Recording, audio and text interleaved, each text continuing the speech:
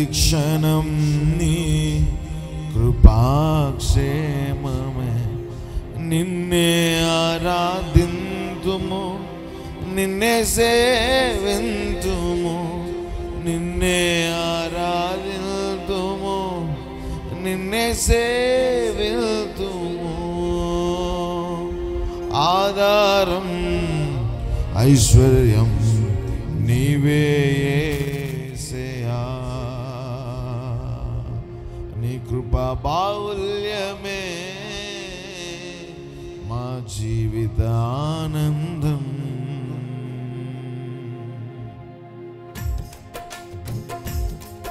అందరూ చప్పట్లు కొడుతూ ప్రభువుని స్తుతిస్తూ, మాకు ఆధారం నీవే యేసయ్యా.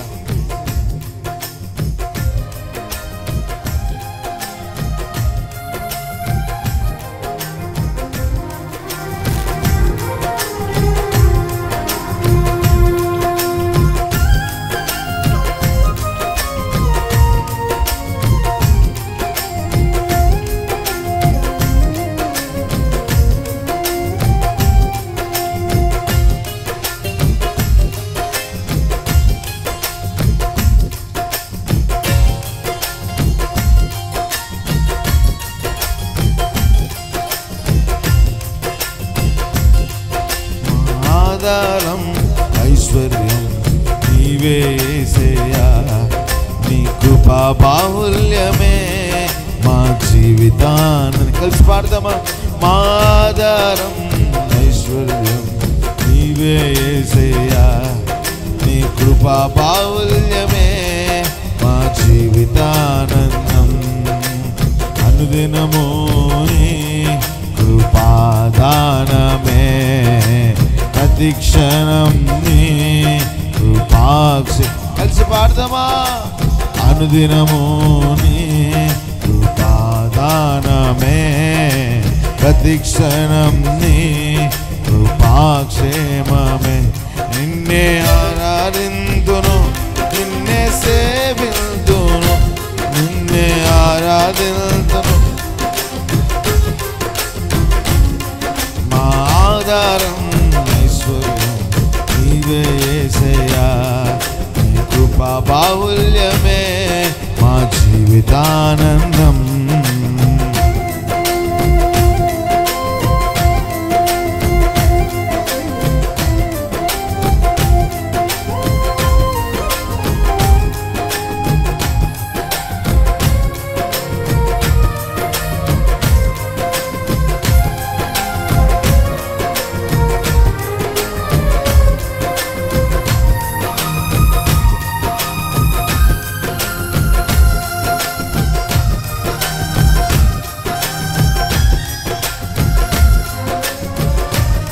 కాపరిగా మా మధ్య ఉన్నావు, దాచిన ఈవులతో తృప్తిపరచుచున్నా. కలిసి పాడదామా?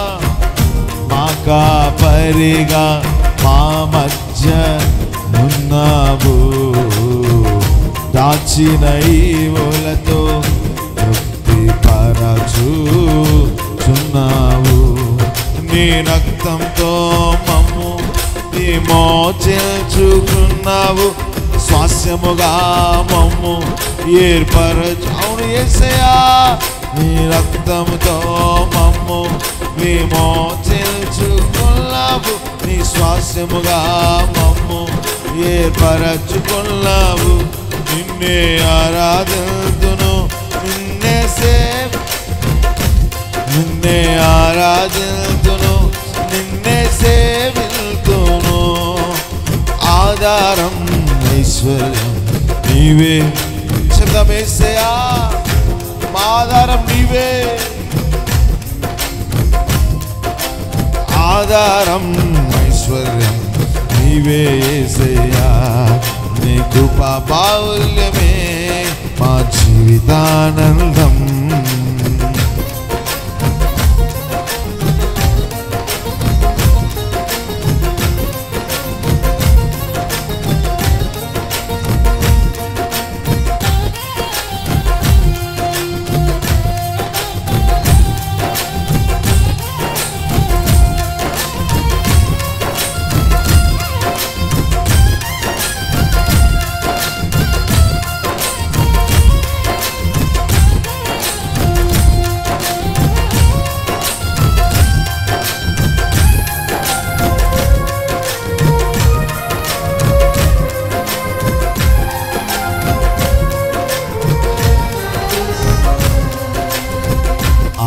ఆత్మీయ అనురాగముతో ఆదరించినావు, ఆత్మీయ సహవాసములో స్థిరపరచినావు, ఆత్మీయ అనురాగముతో ఆదరించినావు, ఆత్మీయ సహవాసములో స్థిరపరచినావు, ఆత్మీయ ఉపదేశములో పోషించుచున్నావు, నా హృదయముని హర్షింపచేయుచున్నావు, ఆత్మీయ ఉపదేశముతో పోషించుచున్నావు, నా హృదయమునే హర్షింపచేయుచున్నావు. అందుకే నిన్నే ఆరాధింతును, నిన్నే సేవింతును, నిన్నే యేసయ్యా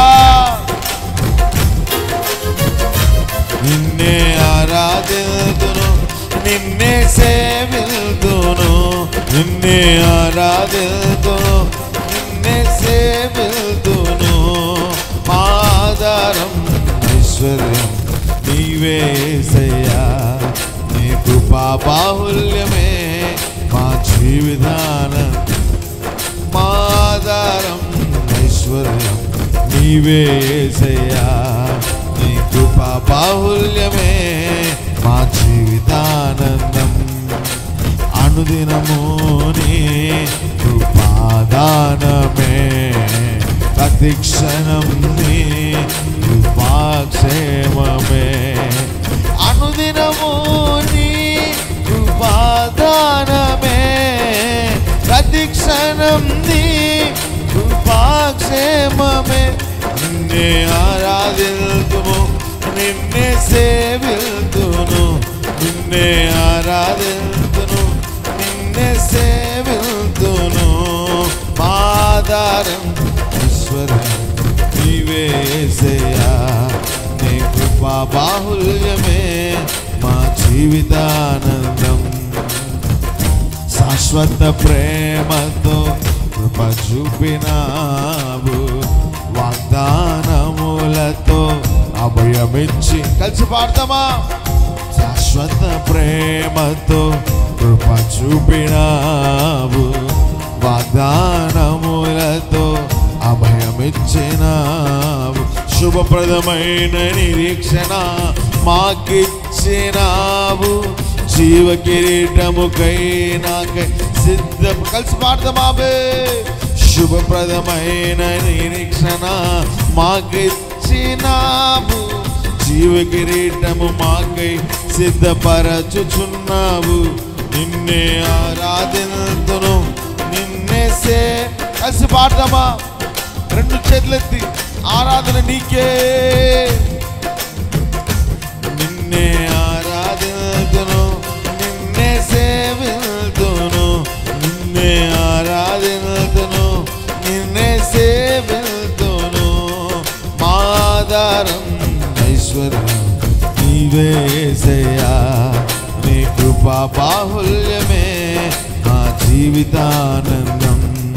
మా ఆధారం ఐశ్వర్యం నీవే యేసయ్యా, నీ కృపా బాహుల్యమే మా జీవితం.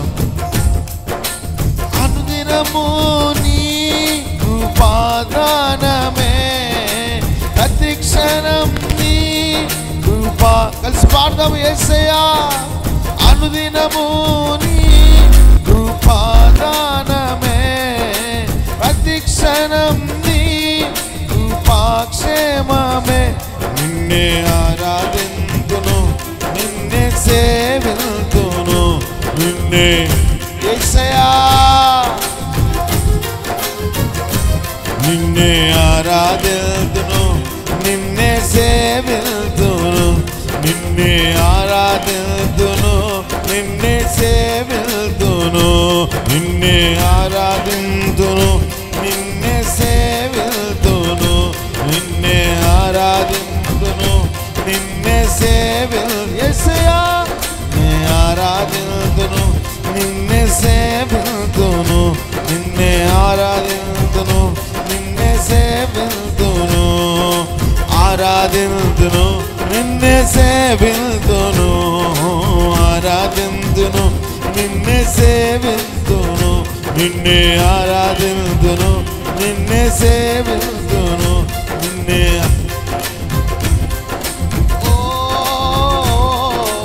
ఆరాధింతును, నిన్నే సేవింతును, నిన్నే ఆరాధింతును, నిన్నే సేవింతును, నిన్నే మారాధ్య దైవమా, ఆరాధనకి యోగ్యుడా, మా ఆధారమై ఉన్న దైవమా, ఆరాధింతును, నిన్నే సేవింతును, నిన్నే ఆరాధింతును, నిన్నే సేవింతును, నిన్నే ఆరాధింతును, నిన్నే సేవింతును, నిన్నే ఆరాధింతును, నిన్నే సేవింతును. ఆరాధనా స్తుతి ఆరాధనా, ఆరాధనా స్తుతి ఆరాధనా, ఆరాధనా స్తుతి ఆరాధనా, ఆరాధనా స్తుతి. కలిసి పాడదామా. ఆరాధనా స్తుతి ఆరాధనా, ఆరాధనా స్తుతి ఆరాధనా, నీవే కదా మా ఆరాధనా, నీవే కదా. ఆరాధనా స్తుతి ఆరాధనా, ఆరాధనా స్తుతి ఆరాధనా, ఆరాధనా స్తుతి ఆరాధనా, ఆరాధనా స్తుతి. యేసయ్యా ఆరాధనా, ఆరాధనా, ఆరాధనా నీకే ఆరాధనా, ఆరాధనా, ఆరాధనా. మారాధ్య దైవమా, ఆరాధనా, ఆరాధనా స్తుతి ఆరాధనా, ఆరాధనా, ఆరాధనా స్తుతి ఆరాధనా, ఆరాధనా స్తుతి ఆరాధనా, నీవే కదా మా ఆరాధనా, నీవే కదా మా ఆరాధనా, నీవే కదా మా ఆరాధనా, నీవే కదా మా ఆరాధనా, ఆరాధనా, ఆరాధనా స్తుతి ఆరాధనా, ఆరాధనా స్తుతి ఆరాధనా, ఆరాధనా స్తుతి ఆరాధనా, ఆరాధనా స్తుతి ఆరాధనా. నీవే కదా మా ఆరాధనా, ఆరాధనా స్తుతి ఆరాధనా, ఆరాధనా స్తుతి ఆరాధనా. అనుదినము నీ కృపాదానమే, ప్రతిక్షణం కృపాక్షేమం. చెప్తాం రెండు చేతులు. అనుదినము నీ కృపాదానమే, ప్రతిక్షణం నీ కృపాక్షేమమే, నిన్నే ఆరాధింతును, నిన్నే సేవింతును, నిన్నే ఆరాధింతును, నిన్నే సేవింతు. చెప్తాం రెండు చేతులు. నిన్నే ఆరాధించేసయ్యా, నిన్నే, నిన్నే ఆరాధింతుము, నిన్నే సేవింతుము, మాదారం ఐశ్వర్యం నీవే యేసయ్యా, నీ కృపా బాహుల్యమే మా జీవిత ఆనందం, మాదారం ఐశ్వర్యం నీవే యేసయ్యా, బాహుల్యమే మా జీవితానందం, మా జీవితానందం. అవును యేసయ్య, అనుదినము నీ కృపదానమే, ప్రతి క్షణం నీ క్షేమమే. మా ఆరాధ్య దైవమా, నిన్ను ఆరాధించడానికి, నిన్ను స్తుతించడానికి, మా విమోచకుడివిగా నిన్ను నోరార కీర్తించడానికి మీరు మాకు ఇచ్చిన కృపను బట్టి మీకు స్తోత్రాలు. శాశ్వత ప్రేమతో మీరు మమ్మల్ని ప్రేమిస్తూ, అపారమైన కృప మా పట్ల కనపరుస్తూ, ఉన్నతమైన ఉద్దేశాలు మీరు పాటలు నెరవేరుస్తున్న విధానం బట్టి మీకు స్తోత్రాలయ్యా. ఇంతవరకు పాటల్లోనూ ఆరాధనలు మీ సన్నిధి నుంచి మీరు మహిమ పొందిన విధానాన్ని బట్టి మీకు స్తోత్రాలు.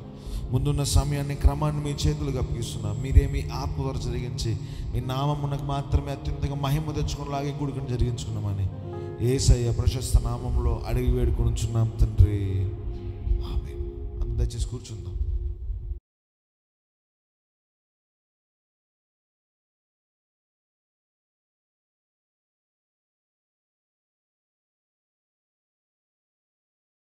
సమయము సాక్ష్యములు కలిగిన వారు త్వరగా మీ యొక్క సాక్ష్యాలు పంచుకోవాలని మనవి చేస్తూ ఉన్నాం.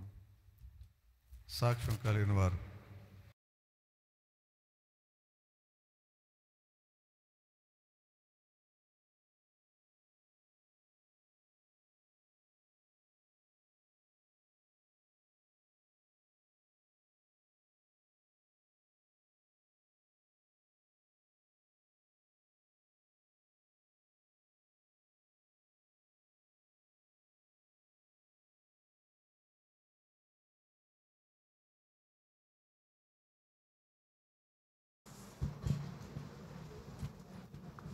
దేవుని నామానికి స్తోత్రాలు. మీ అందరికీ నా వందనాలు. మరి పోయిన సంవత్సరం 144 గంటల ప్రార్థనకి మరి నేను రావాలనుకున్నా కానీ ఇంట్లో కుదరక నేను రాలేకపోయాను. అంటే 3 రోజులు 4 రోజులు అలా వచ్చాను. కానీ ఈ సంవత్సరం 144 గంటల ప్రార్థనని చెప్పగానే నేను ఒకటే తీర్మానం చేసుకున్నా, ప్రభువా మరి నాకు ఏ ఆటంకాలు లేకుండా, ఇంట్లో పని కానీ ఏదైనా సరే ఆటంకాలు లేకుండా చేయి ప్రభువా అని ప్రార్థన చేసుకున్నా. మరి ఈ సంవత్సరం ప్రతి రోజు మార్చి రోజు నా భర్తని డయాలసిస్కి తీసుకెళ్ళాలి. అక్కడికి వెళ్ళిన తర్వాత హాస్పిటల్లో నర్సులను కూడా నేను ఇట్లా ప్రేయర్కి వెళ్ళాలి తొందరగా చేయమంటే చేసేవారు. ఈ సంవత్సరం 1-2 రోజులు లేట్ అయింది కానీ ప్రతిరోజు వచ్చాను. దేవుని నామానికి స్తోత్రాలు. మరి మా పాప కోర్టులో, ఇక్కడ జిల్లా కోర్టులో చేస్తుంది పని. అమ్మాయి ఇంతకుముందు కోర్టులో చేసినప్పుడు ఎప్పుడైనా వాళ్ళ నాన్నకి, నాకు బాగాలేనప్పుడు వాళ్ళ నాన్న హాస్పిటల్ తీసుకెళ్ళడానికి కానీ మరి ప్రేయర్కి పెందలాడి తొందరగా రావాలన్నా కానీ పర్మిషన్ ఇచ్చేవాళ్ళు. ఇప్పుడు వేరే కోర్టుకి ట్రాన్స్ఫర్ చేశారు అమ్మాయిని. అక్కడైతే మరి ఆ జడ్జి కానీ అక్కడ పనిచేసేవాళ్ళు కానీ అసలు పర్మిషన్ ఇవ్వరంట. దాని గురించి చాలా బాధపడుతుంది. ఒక 3-4 రోజుల నుంచి చాలా ఏడ్చి బాధపడుతుంది. మీ అందరూ మరి అమ్మాయికి మరి అక్కడ వారు కూడా, అక్కడ జడ్జి గారు కూడా మరి పర్మిషన్ ఇవ్వడానికి మీరు అందరూ అనుదిన ప్రార్థనలో జ్ఞాపకం చేసుకోండి. ఇచ్చిన సాక్ష్యం దేవుడు దీవించునుగా. గట్టిగా చప్పుడు కొడదాం. దేవుని స్తోత్రం, హల్లెలూయా. ఇంకా సాక్ష్యం కలిగిన వారు మీ యొక్క సాక్ష్యాలు పంచుకోవాల్సిందిగా తెలియజేస్తున్నాం.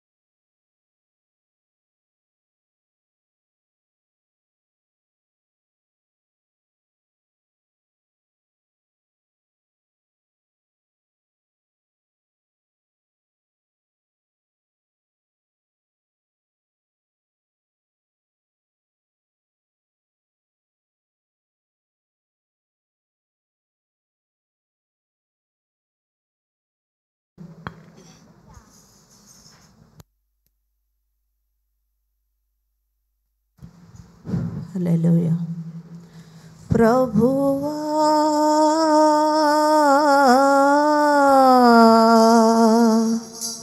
కాసితివి ఇంతకాలం, కాసితివి ఇంతకాలం, సావైన బ్రతుకైన నీ కొరకే దేవా, సావైన బ్రతుకైన నీ కొరకే దేవా, నీ సాక్షిగా నేను జీవించునై, నీ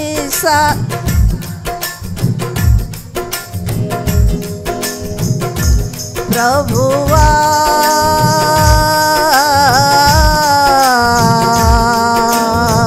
కాసితివి ఇంతకాలం, కాసితివి ఇంతకాలం, సావైన బ్రతుకైన నీ కొరకే దేవా, సావైన బ్రతుకైన నీ కొరకే దేవా, నీ సాక్షిగా నేను జీవించునయ్యా, నీ సాక్షిగా నేను జీవించునయ్యా. ప్రభువా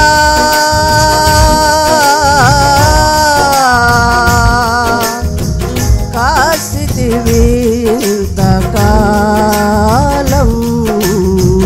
కాసితివి ఇంతకాలం,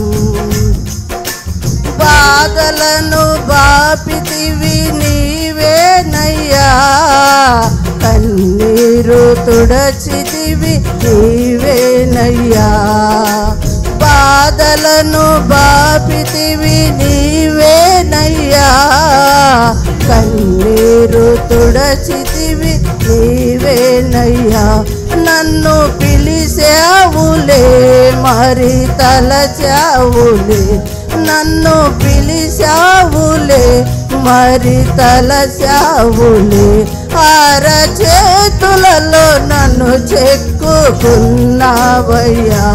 అరచేతులలో నన్ను చెక్కుకున్నావయ్యా. ప్రభువా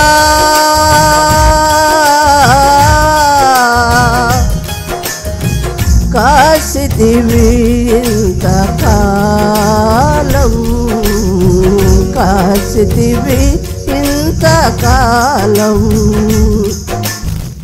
కోరి వలచావు నా బ్రతుకు మలచావయ్యా, మరణ ఛాయలన్నిటిని విరిచావయ్యా, కోరి వలచావు నా బ్రతుకు మలచావయ్యా, మరణ ఛాయలన్నిటిని విరిచావయ్యా, నన్ను పిలిచావులే మరి తలచావులే, నన్ను పిలిచావులే మరి తలచావులే, నన్ను మనిషిగా వెళ్ళ నీవు మార్చావయ్యా, నన్ను మనిషిగా వెళ్ళ నీవు మార్చావయ్యా. ప్రభువా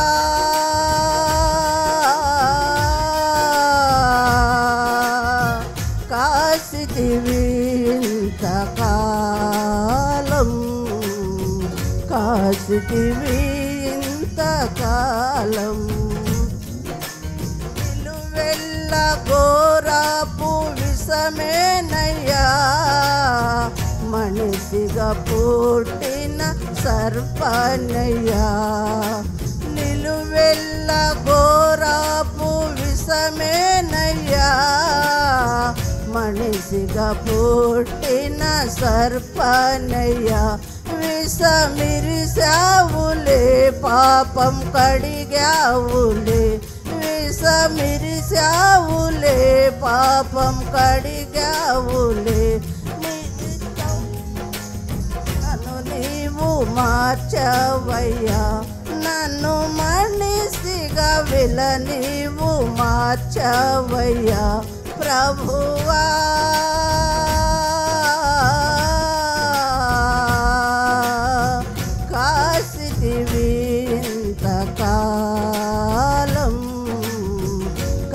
కాసితివి ఇంతకాలం, సావైనా బ్రతుకైనా నీ కొరకే దేవా, సావైనా బ్రతుకైనా నీ కొరకే దేవా. నీ సాక్షిగా నేను జీవించునయ్యా, నీ సాక్షిగా నేను జీవించునయ్యా ప్రభువా.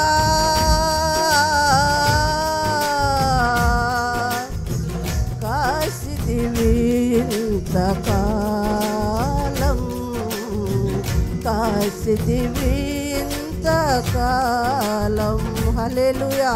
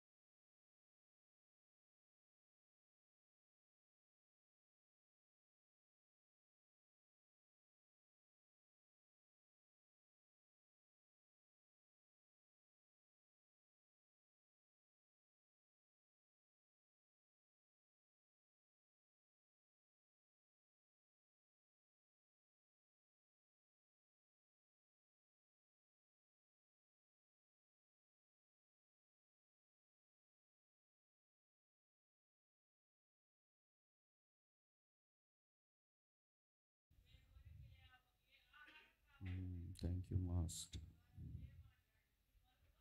Yes lord. స్తోత్రం స్తోత్రం స్తోత్రం స్తోత్రం.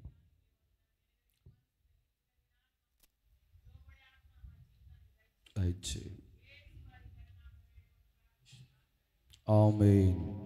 హల్లెలూయా.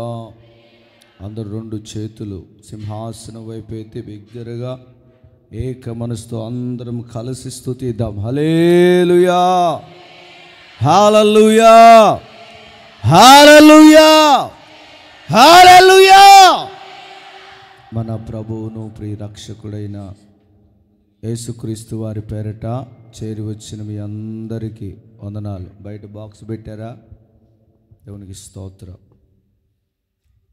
గడిచిన ఉపవాస దినాలు 144 గంటల ఉపవాస దినాల్లో దేవుడు మనందరినీ బలపరుస్తూ కృప చూపిస్తూ నడిపిస్తూ తన మహోన్నతమైన సన్నిధిని మనపై కుమ్మరించి అద్భుత రీతిగా 144 గంటలు ఉపవాస ప్రార్థనలో ఎందరో కన్నీటిని దేవుడు తుడిచాడు.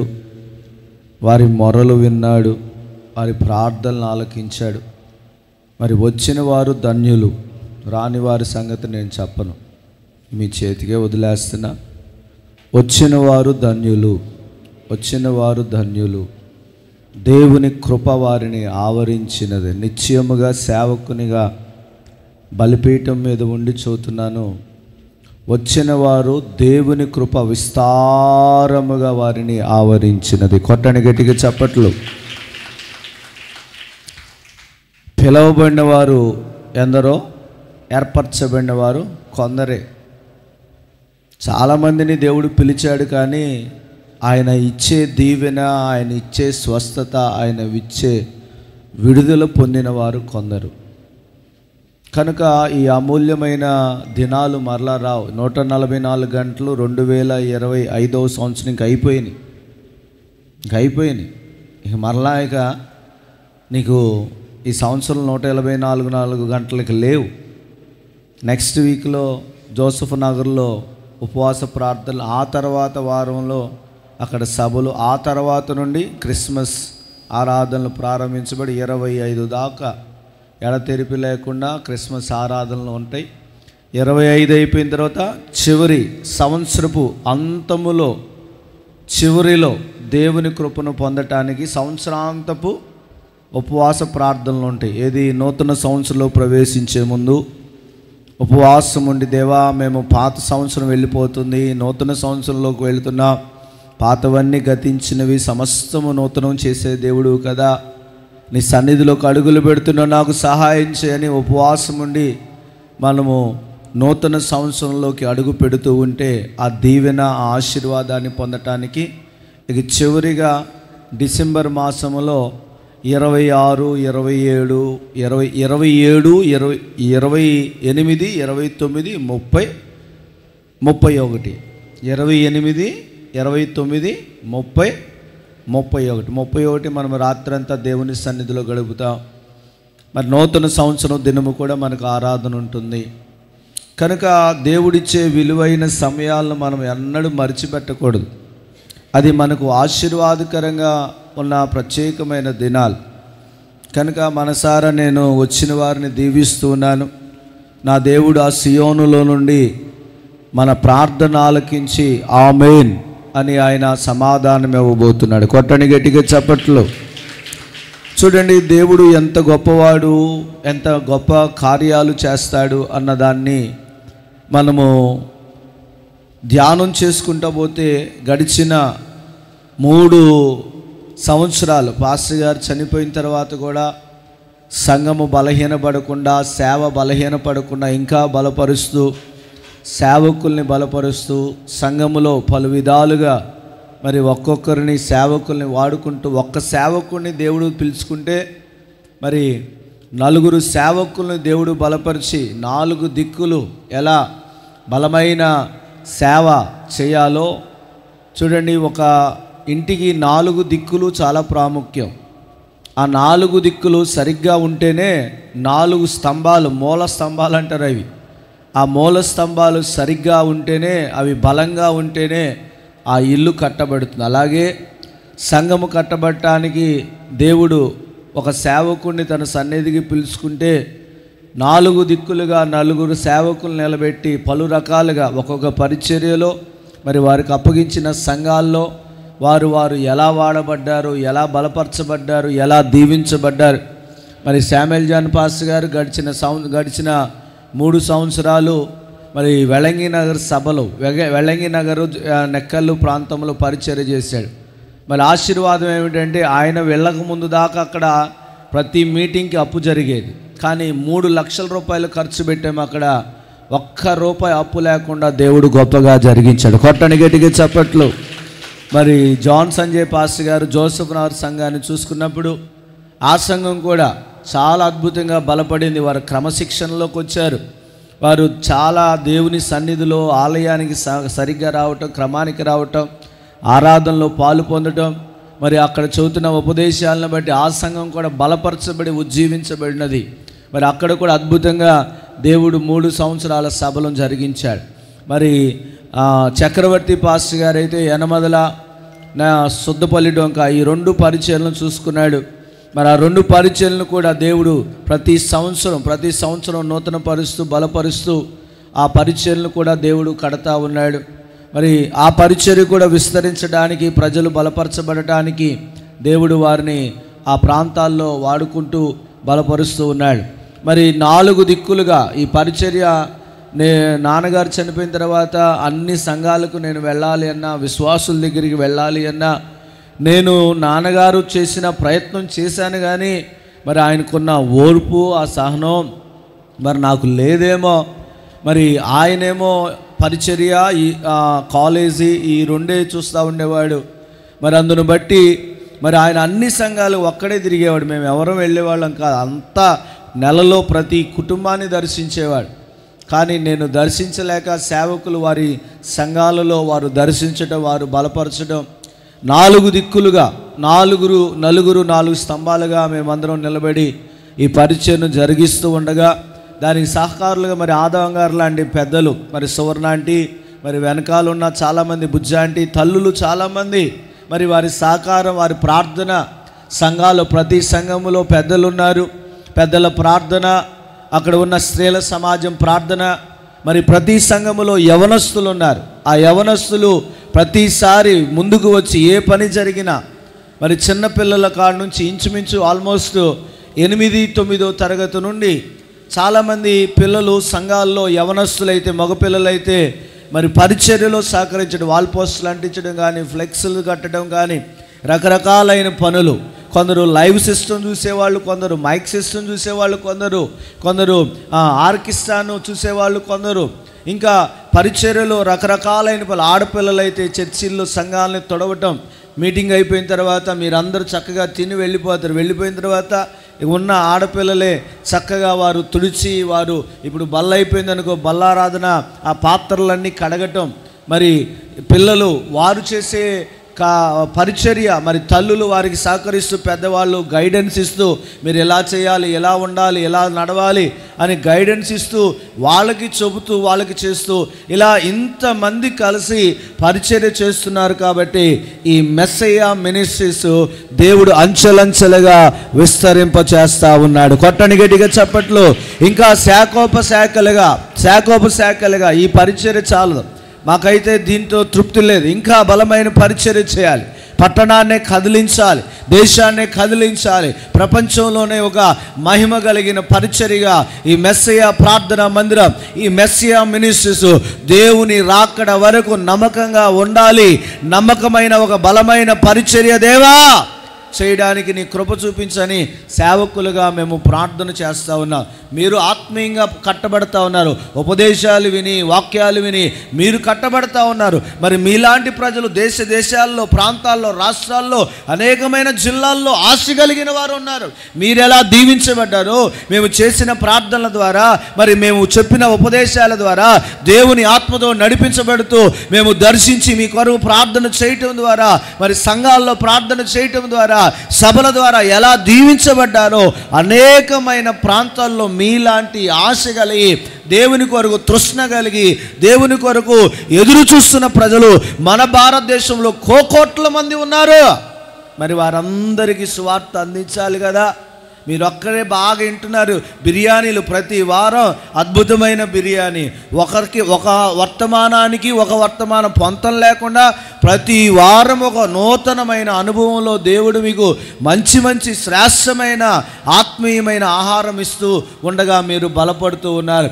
అదే రీతిగా మిగతా ప్రజలు ఉన్నారు. మా ఆశ ఏంటంటే మీరు ఎలా బలపడుతున్నారో ఈ భారతదేశంలో రక్షణ లేని వారు, బలపడలేని వారు, దేశ విదేశాల్లో ఉన్నవారు, వారిని కూడా బలపరచాలన్నదే ఒక ఉద్దేశం. కనుక ప్రార్థన చేయండి, బలముగా ఇంకా వాడబడాలి. ఈ 3 సంవత్సరాల్లోనే ఈ రీతిగా పరిచర్య చేసి బలంగా దేవుని కృప ద్వారా వాడబడ్డామో, ఆయన కృప ద్వారా, ఆయన నడిపింపు ద్వారా దేశ విదేశాల్లో కూడా ప్రపంచవ్యాప్తముగా వాడబడాలి అన్న ఒక ఆశయంతో నడుస్తున్నాం. మీరందరూ మా కొరకు ప్రార్థన చేయండి, సేవకుల కొరకు ప్రార్థన చేయండి, మా కుటుంబాల కొరకు ప్రార్థన చేయండి, మా ప్రయాణాల కొరకు ప్రార్థన చేయండి. మేము ఎక్కడ ఉన్నా దేవుని నామ మహిమార్థమై సంఘాలను, ప్రజలను దేవుని వైపు తిప్పుతూ, ఆయన రాజ్యము వైపు మలుస్తూ, ఆయన రాకడ కొరకు సిద్ధపరచాలని ఒకే ఆశతో ఆశయముతో నడుస్తూ ఉన్న సేవకులుగా మమ్మల్ని దేవుడు బలపరుచున్నట్లు మీ ప్రార్థనలో జ్ఞాపకం చేసుకోవాలని దేవుని పేరట మనవి చేస్తూ ఉన్నా. నేను గడిచిన దినాన దేవుని సన్నిధిలో ధ్యానం చేస్తూ, దేవా పునరుద్ధాన దినాన నీ సంఘానికి నేను ఏ మాటలు తెలియపరచాలి, ఏ వాక్యాన్ని నేను వారికి వివరించాలి, ఏ ఉపదేశము వారు వినాలి, ప్రభు ఆ ఉపదేశాన్ని నాకు బయలుపరచు అన్నప్పుడు దేవుడు నాకు చెప్పిన మాట, మరి అది నాకైతే తెలీదు, నీతో ఏమని మాట్లాడుతున్నాడు ఒకసారి చూద్దాం. బైబిల్ గ్రంథాన్ని మనం చదవగలిగినట్లయితే దానియేలు గ్రంథము 10వ అధ్యాయము, డానియల్ చాప్టర్ 10 వర్సెస్ 18. దానియేలు గ్రంథము 10వ అధ్యాయము 18వ వచనాన్ని మనం జాగ్రత్తగా చదవగలిగినట్లయితే చదవండి. దానియేలు గ్రంథము 10వ అధ్యాయము 18వ వచనం. Daniel chapter 10 versus 18. అతడు మరలా నన్ను ముట్టి నన్ను బలపరిచి నీవు బహుప్రియుడవు, భయపడకము, శుభము కలుగును గాక. చాలు. మన వాక్యం ఏంటంటే నీవు బహుప్రియుడవు, భయపడకము, నీకు శుభము కలుగును గాక. ఈ దినము దేవుడు నీతో మాట్లాడాలనుకున్న ఆ అద్భుతమైన అమూల్యమైన మాట ఏమిటి అంటే, మరి దేని విషయంలో నువ్వు భయపడుతున్నావు? I don't know whatever the situation you are going through. నువ్వు ఎటువంటి సమస్యల్లో వెళుతున్నావో, మరి దేని విషయంలో భయపడుతున్నావో, అది వ్యాధిని బట్ట, ఆర్థికమైన పరిస్థితులను బట్ట, స్థితిగతులను బట్ట, లేకపోతే నీ జీవితంలో నువ్వు ఎదురవుతున్న అనేకమైన సమస్యలను, శోధనలను, బాధలను, వ్యాధులను, కలవరాలను బట్ట టుడే నా దేవుడు ఈ దినం మీ అందరితో మాట్లాడుతున్నాడు. ఏమంటున్నాడు అంటే, నీవు బహుప్రియుడవు, భయపడకము, శుభము కలుగును గాక. కొట్టండి గట్టిగా చప్పట్లు. భయపడవద్దు. నా దేవుడు నీకు ఆయన ఒక అద్భుతమైన ఆయన వాగ్దానాన్ని నీకు తెలియపరుస్తూ ఉన్నాడు.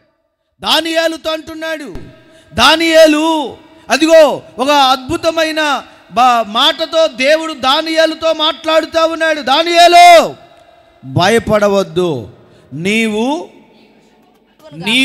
నాకు బహుప్రియుడవు. మొట్టమొదటిగా బహుప్రియుడవు, నీవు నాకు బహుప్రియుడవు, నీకు శుభము కలుగునుగాక. దానియేలుకు దూత దర్శనం ముందు కనబడి, దానియేలు ఒక దర్శనాన్ని చూస్తూ ఉన్న సమయంలో దానియేలు భయపడుతూ ఉంటాడు. భయపడుతున్న దానియేలుతో దేవుని దూత అతని దగ్గరకు వచ్చి అదే మాట నువ్వు చూడగా 11వ వచనంలో కూడా అంటాడు. చూడండి, దూత వచ్చింది, దానియేలు నీవు బహుప్రియుడవు గనుక నేను నీ యొద్దకు పంపబడి తిని. దేవునికి స్తోత్రం చెప్పండి. హల్లెలూయా. ఇక్కడ దేవునికి ఎవరైతే ప్రియులుగా ఉంటారో, దేవునికి ఎవరైతే ప్రియులుగా ఉండటానికి లోకములో జీవిస్తారో వారితో దేవుడు మాట్లాడుతున్నాడు. వారికి చెబుతా ఉన్నాడు, నీవు నాకు బహుప్రియుడువు కనుక. ఇక్కడ అంటున్నాడు, దూత అంటుంది, నన్ను దేవుడు నీ వద్దకు పంపించాడు. దేవునికి స్తోత్రం చెప్పండి. హల్లెలూయా. దేవుని దూత అతని వద్దకు రావడానికి కలిగిన కారణం ఏమిటంటే, దేవునికి ప్రియుడుగా ఉన్నాడు. అతను దేవునికి ఇష్టానుసారుడైన వ్యక్తిగా ఉన్నాడు. ఆ దూత అంటుంది, నీవు బహుప్రియుడవు, యు ఆర్ లవింగ్ పర్సన్. నీవు చాలా, దేవుడు నిన్ను చాలా ప్రేమిస్తున్నాడు దానియేలు. దేవుని ప్రేమ ఎంత గొప్పదంటే, నీవు ప్రియుడుగా ఉన్నావు కాబట్టి నన్ను నీ వద్దకు పంపించాడు. కొట్టని గట్టిగా చప్పట్లో. దేవుని సన్నిధిలో విశ్వాసులమైన మనము దేవునికి ప్రియులుగా బ్రతకాలి. దేవుడు నీ జీవితంలో అద్భుతాలు చేయాలి అంటే, అదిగో ఏదైనా సంఘటనలు, భయానకమైన సంఘటనలు, నిన్ను కలవరపెడుతున్న సంఘటనలు, నిన్ను బాధ పెడుతున్న పరిస్థితుల నుండి నీవు విడిపించబడాలి అంటే నీవు దేవునికి ప్రియుడుగా ఉండాలి. అని దేవునికి ప్రియుడుగా ఉండాలి. బైబిల్ గ్రంథములో ఎలీషా ప్రవక్తగా ఉన్నప్పుడు, ఏలియా ప్రవక్తగా ఉన్నప్పుడు బైబిల్ గ్రంథ చరిత్ర ఏమని చెబుతుందంటే, ఆ ఏలియా రాజుకు భయపడి, రాజుకు కొన్ని దేవుని మాటలు చెప్పినప్పుడు ఆ రాజు ఏం చేస్తాడంటే అతనిని చంపడానికి ప్రయత్నిస్తూ ఉన్నప్పుడు ఆ రాజు ఒక చోటకు వెళ్ళి దాక్కుంటాడు. ఆ ప్రవక్త దాగుకొని ఉన్నప్పుడు అక్కడ దేవుడు అతనితో మాట్లాడతాడు, భయపడవద్దు, I'm going to be with you, నేను నీకు తోడుగా ఉండబోతున్నాను. అతన్ని చంపడానికి కొన్ని వేల మంది సైన్యాలు వస్తే అక్కడ దేవుని దూత అతని పక్షాన నిలబడింది. కత్తి వరలో నుండి, అంటే ఆ కత్తి ఆ వరలో నుండి తీసిన ఒక కత్తిని పట్టుకొని ఆ దూత ఏం చేసిద్దంటే, ఒక్క దెబ్బకి 144,000 మందిని చంపగలిగిన శక్తి కలిగిన ఒక బలమైన దూతను దేవుడు ప్రవక్తకు కాపలాగా పెట్టాడు. కొట్టని గట్టిగా చప్పట్లు. నీవు దేవునికి ప్రియుడిగా ఉండగలిగితే దేవుని దూతలు నిన్ను కాపు కాస్తాయి. దేవునికి ప్రియుడిగా ఉండగలిగితే దేవుని దూతలు ఏ శోధకుడు నీ మీదకు రాకుండా, ఏ దుష్టుడు నీ మీదకు రాకుండా, ఏ అపాయము నీ మీదకు రాకుండా, ఏ మరణ ఘోష నీ మీదకు రాకుండా, ఏ కీడు నీ మీదకు రాకుండా అవి నిన్ను కాసే పరిస్థితి నీకు ఉంటుంది. ఎప్పుడు అంటే నీవు దేవునికి ఎలా ఉండాలట, ప్రియుడుగా ఉండాలి. అనగా దేవుడు నిన్ను చూచి ఇష్టపడే వ్యక్తిగా ఉండాలి. ఈ మాటలు ఎక్కువగా పరమగీతాల్లో మనకు కనపడతా ఉంటాయి. పరమగీతాల్లో షులామితి సంఘము అక్కడ అంటా ఉండిద్ది. అక్కడ కొన్ని ప్రత్యేకమైన మాటలు షులామితి చెబుతున్న కొన్ని మాటలు మనము బైబిల్ గ్రంథములో చూడగలిగితే చూడండి. పరమగీతాల గ్రంథములో ఎక్కువగా మనము ప్రియుని గురించి చూస్తూ ఉంటాం. ఆ మాటలు మనము చదవగలిగినట్లయితే చూడండి, ఆ మాటలు మీరు పరమగీతములో 1:13 నా ప్రియుడు ఎంగేది ద్రాక్షవనములోని కర్పూరపు గుత్తులతో పూల గుత్తులతో సమానుడు. 14 వచనములో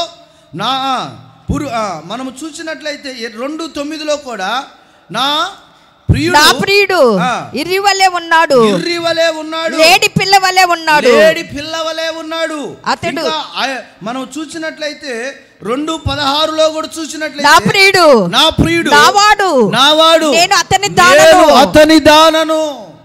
ఇక్కడ షులామితి తన ప్రియుడైన రక్షకుడైన యేసును గురించి మాట్లాడుతూ ఉంది, దేవుని గురించి మాట్లాడుతూ ఉంది.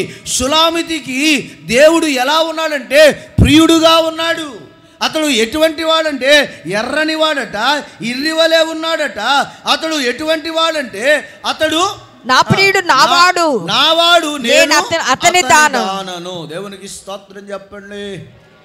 సంఘము ఎప్పుడైతే ఆయనకు దగ్గరగా వెళుతుందో, ఆయన ప్రేమించే వ్యక్తులుగా ఎప్పుడైతే సంఘము వెళుతుందో అప్పుడు ఆ ప్రియుడు ఏమవుతాడంటే, అక్కడ మనం చదువుకోబడిన మాటలో మనం చూసినట్లే 5:10 మనం చూసినట్లయితే నా ప్రియుడు ధవళవర్ణుడు 10,000 మంది 10,000 మంది పురుషులలో అతన్ని గుర్తించవచ్చును. కొట్టని గట్టిగా చప్పట్లో. ఎంత అద్భుతమైన మాటలు షులామితి ఇక్కడ దేవుని గురించి మాట్లాడుతుందంటే, నా ప్రియుడు ధవలవర్ణుడు రత్నవర్ణుడు. దేవునికి స్తోత్రం చెప్పండి. ఆయన గొప్పతనాన్ని గురించి ప్రియురాలైన సంఘమైన షులామితి ఇక్కడ చెబుతున్నట్లు మనం చూస్తూ ఉంటాం. ఈ ఉదయకాలము సంఘముగా దేవుని సన్నిధికి రావటం కాదండి, దేవుని సన్నిధికి వచ్చిన మనము ఆయనకు ప్రియులుగా ఉండాలి, ఆయనకు ఇష్టులుగా ఉండాలి, ఆయన చెప్పిన మార్గములో నడవాలి. ఆయనకు ప్రియులు అనగా అర్థం ఏమిటంటే, లేఖనాలు ఏమని చెబుతున్నాయంటే, ఆయనకు ప్రియుడు అనగా అర్థము ఏమిటి అని మనము బైబిల్ గ్రంథములో చూడగలిగినట్లయితే, ఆయనకు ప్రియులు ఎలా ఉంటారు అని బైబిల్ గ్రంథము స్పష్టంగా మనము తెలియజేస్తుందంటే, ప్రియులు అనుభవాలను గురించి మనము ఇక్కడ బైబిల్ గ్రంథంలో చూడగలిగినట్లయితే, దేవునికి బహు ప్రియుడవు అనబడిన వారు ఆయన మాటకు విధేయత చూపించేవారు. దేవునికి స్తోత్రం చెప్పండి. హల్లెలూయా. ఎవరైతే దేవునికి ప్రియులుగా ఉండాలని ఇష్టపడతారో, ఆయనకు ప్రియులుగా ఉంటారో, ఆయనకు ఇష్టమైన వారిగా ఉంటారో, ఆయన మాటకు విధేయత చూపించే వారిని ఆయన ప్రియులుగా ఆయనకి ఇష్టమైన వారిగా ఉండటానికి అర్హత కలిగిన వారు. దేవునికి స్తోత్రం చెప్పండి. ఏంటట? ఎలా ఉండాలి? ఆయన మాటకు విధేయత. మాట వినటం వేరు, మాటకు విధేయత కలిగి అడుగులు వేయటం వేరు. సంఘాల్లో ప్రజలు వస్తారు, దేవుని సన్నిధికి వస్తారు, పునరుద్ధాన దినాన వస్తారు, దేవుని ఆరాధించడానికి వస్తారు. కానీ వచ్చిన నీవు దేవుని మాటకు విధేయత కలిగి ఉన్నావా? దేవుని మాటకు లోబడుతా ఉన్నావా? దేవుని మాట నీవు వింటూ ఆ మాటకు తగినట్టు నీవు జీవిస్తూ ఉన్నావా? That is the main task. అదే ముఖ్యమైన క్రైస్తవుని పనై ఉన్నది. దేవునికి స్తోత్రం చెప్పండి. నీవు రావటం కాదు, వచ్చిన నీవు ఆయన మాటకు విధేయత కలిగి, you should obey the word of God. దేవుని వాక్యానికి నీవు విధేయత కలిగి జీవించే వ్యక్తిగా ఉండాలి. దేవుడు ఒక మాట చెప్పాడు, అబ్రహాముతో చెప్పాడు దేవుడు, అబ్రహాము నీవు లేచి నీ బంధువులను, నీ కుటుంబాన్ని, నీ తండ్రి వంటి వారిని, నీ దేశాన్ని విడిచిపెట్టి వెళ్ళు. When god speak to Abraham, ఎప్పుడైతే దేవుడు అబ్రహాముతో మాట్లాడాడో, Abraham never says no lord, no, I have lot of work. దేవా ఎలా వెళ్తాను నేను? నాకు చాలా పనులు ఉన్నాయి, వ్యాపారాలు ఉన్నాయి, ఉద్యోగాలు ఉన్నాయి, నాకు ఆస్తులు ఉన్నాయి, ఇవన్నీ వదిలిపెట్టి ఎలా వెళతాను? దీవించబడాలి అంటే, ఒక మనిషి దీవించబడాలి అంటే వారు నేర్చుకోవలసినది ఏమిటంటే, when God says to you, ఎప్పుడైతే దేవుడు నీకు ఒక మాట చెబుతాడో ఆ మాట వినే వ్యక్తిగా ఉండాలి, ఆ మాటకు విధేయత కలిగిన వ్యక్తిగా ఉండాలి. చూడండి, అబ్రహాముతో దేవుడు ప్రత్యక్షమై మాట్లాడాడు. ఆదికాండము 12వ అధ్యాయం, జెనసిస్ చాప్టర్ 12 వర్సెస్ 1, 12వ అధ్యాయము మొదటి వచనం నుండి చదవగలిగినట్లయితే, యెహోవా నీవు లేచి నీ దేశము నుండి బంధువుల యొద్ద నుండి తండ్రి ఇంటి నుండి బయలుదేరి నేను నీకు చూపించు దేశమునకు వెళ్ళుము. ఎక్కడికి వెళ్ళాలి? ఏ దేశానికి, ఏ ప్రాంతానికి వెళ్ళాలి? వెళ్ళమన్నాడు కానీ దేశం పేరు చెప్పాలి. అక్కడ దేవుడు చెప్పాడా? It God said anything. ఏమండి, నేను ఇప్పుడు ఈ ప్రార్థన అయిపోయిన తర్వాత మన డ్రైవర్కి కారు నడిపేవారు చూద్దాం, పావని అంట ఎక్కడికన్నా అంటే, నేనంట సొద్దపల్లి డొంక బల్లారాధన ఉంది అబ్బాయి, 2వ ఆదివారం కదా, ఆడ ప్రభు బల్ల ఉంది, వారందరూ ఎదురు చూస్తారు, పదా. ఎక్కడికి వెళ్ళాలో నాకు తెలుసు, నడిపే డ్రైవరే తెలుసు. కాకుండా బండి బాని అంటా ఉంటే యాడికి వెళ్తాను నేను? బాని అంటే ఎక్కడికి అన్నా? ఎక్కడికి? డొంక రోడ్డు వెళ్ళాలా, శారదా కాలనీ వెళ్ళాలా, లేకపోతే రైల్వే స్టేషన్ వెళ్ళాలా, బస్ స్టాండ్ వెళ్ళాలా, లేదా విజయవాడ వెళ్ళాలా, తెనాలి వెళ్ళాలా? ఎక్కడికి వెళ్ళాలి? అరే ఎక్కడికి వెళ్ళాలో తెలియదు బానీరా అంటే వాడు ఏమవుతాడు?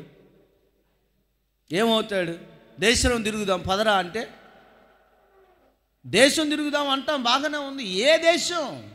భారతదేశమా, పాకిస్తానా, శ్రీలంకనా, చెప్పండి ఏమండి, సింగపూరా, మలేషియానా, అమెరికానా, ఏ దేశం?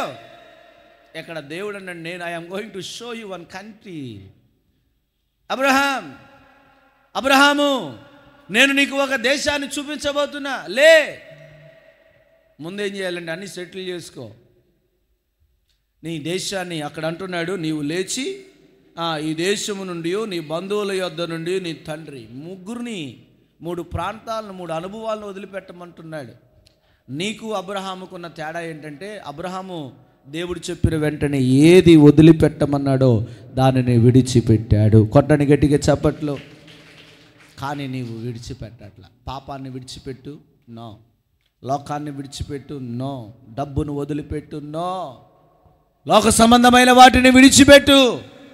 అసూయను విడిచిపెట్టు, ద్వేషాన్ని విడిచిపెట్టు, పగను విడిచిపెట్టు. ఇవన్నీ మనసులో పెట్టుకొని జీవిస్తూ ఉంటావు. ఎలా దేవుడు నిన్ను దీవిస్తాడు? How God will bless you? ఎలా దేవుడు నిన్ను దీవిస్తాడు?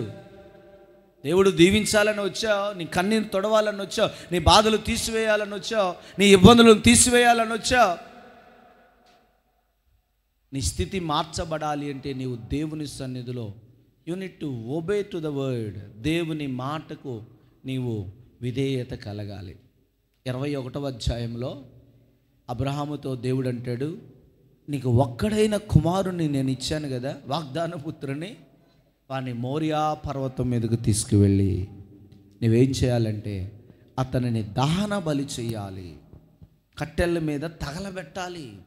ఏమండి, దహన బలి పశువుని ఏం చేస్తారు?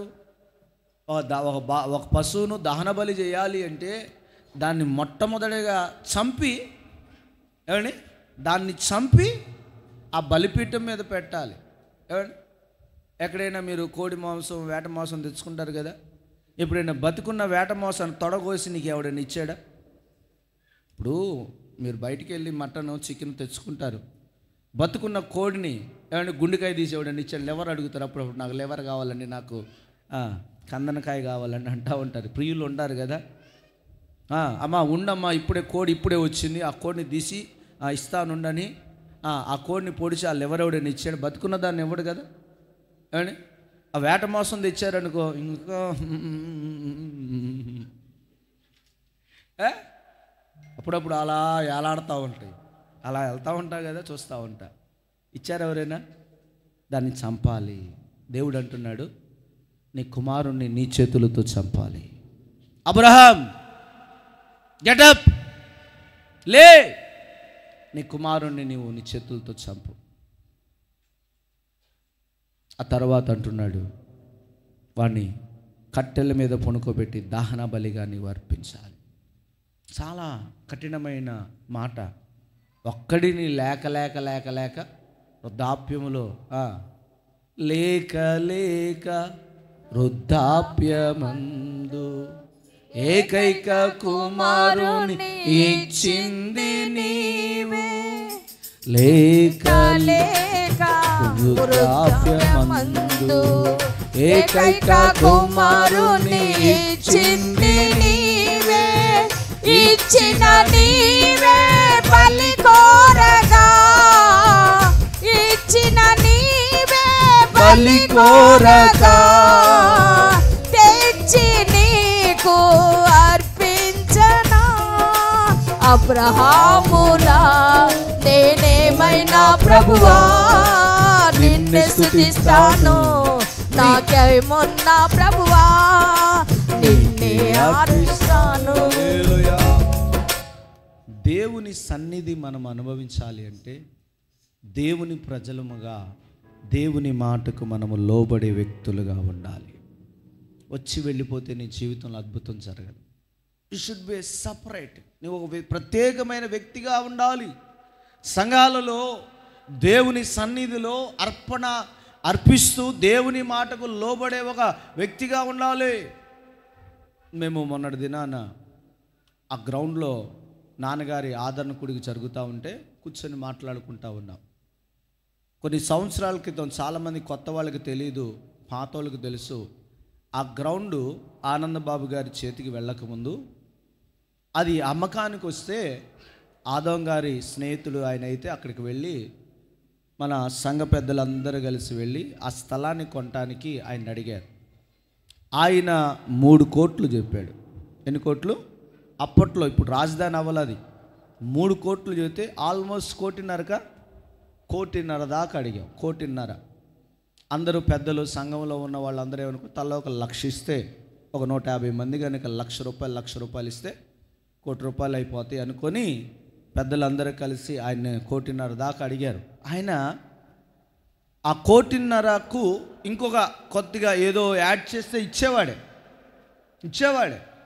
కానీ అక్కడ కొంతమంది దురుద్దేశంతో ఉన్న పెద్దలు ఏం చేశారంటే, ఏమయ్యా గుర్రం దొరికితే నాడా దొరికితే గుర్రం కొంటావా అని వాళ్ళు ఆపేశారు.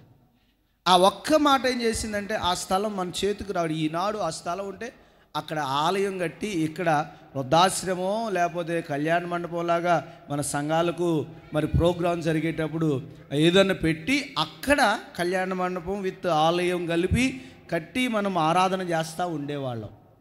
ఒకడి దురాశ, ఒకడి చెడ్డ మాట, ఆలోచన ఏమైపోయిందంటే అది ఆపేసి చూడండి. అది కొనేటప్పుడు మొట్టమొదటి కానుక ₹1,00,000 తెచ్చి ఇచ్చింది ఆదాం గారు. ఇంటికి వెళ్ళి ప్రార్థన చేస్తుంటే దేవుడు చెప్పాడట. అప్పుడే వాళ్ళు ఏదో చిన్న బంగారం కొనుక్కున్నారు. బంగారం వచ్చిందా? కొనాలనుకున్నారు, బంగారం కొనాలనుకున్నారు. ₹1,00,000 వాళ్ళ దగ్గర ఉన్నాయి. దేవుడు చెప్పిన వెంటనే భార్యను అడిగాడంట, అమ్మా మరి ఆ స్థలానికి దేవుడు నన్ను ఇమ్మంటున్నాడు, ఇవ్వమంటావా? ఆయన ఎవరంటే ఆయనకి నెలకు ₹18. అప్పుడు చాలా తక్కువ, ఎంత 10,000 వచ్చాయి, 15,000 వచ్చే జీతగాడు ఆయన.